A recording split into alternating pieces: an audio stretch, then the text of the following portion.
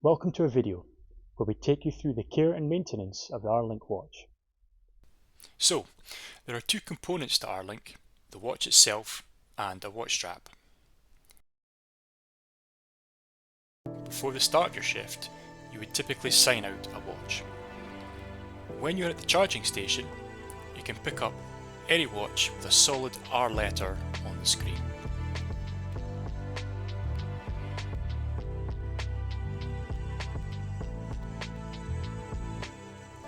Tap your operator ID card on the watch, it recognises you, and now you're ready to put the watch in the watch strap.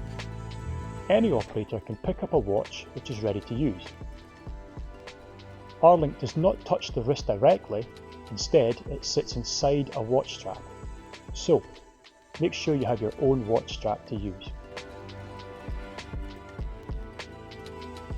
To place the watch inside the watch strap, we start with the right edge of the watch and we place it inside the watch strap like so.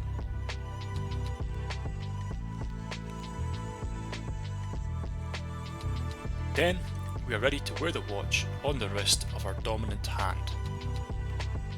For me, it's the right hand. While strapping the watch on your wrist, make sure that the fit is snug, not too tight, but comfortable to wear. This is important in order for your R-Link watch to pick up the vibrations entering your hand.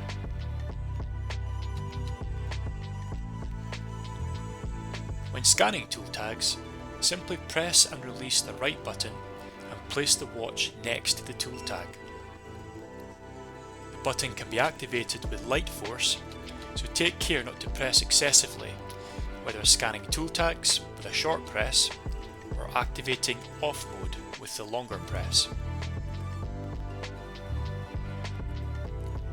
At the end of the shift, when you're ready to place the watch back on the charging station, you take the watch off your wrist, hold it in your hand like so.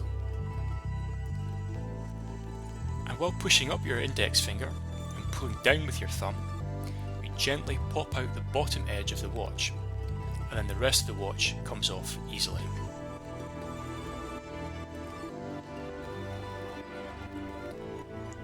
Now you're ready to place the watch on the charging station.